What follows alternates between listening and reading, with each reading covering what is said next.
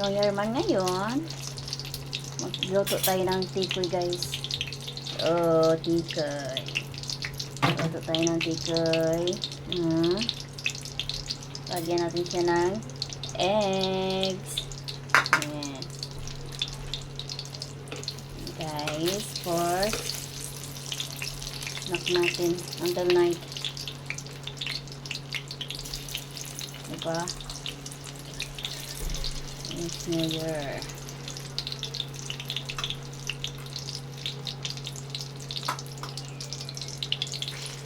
So guys, ano niluluto nyo guys? So, magluto tayo ng tikoy. Tikoy, Chinese. Tikoy.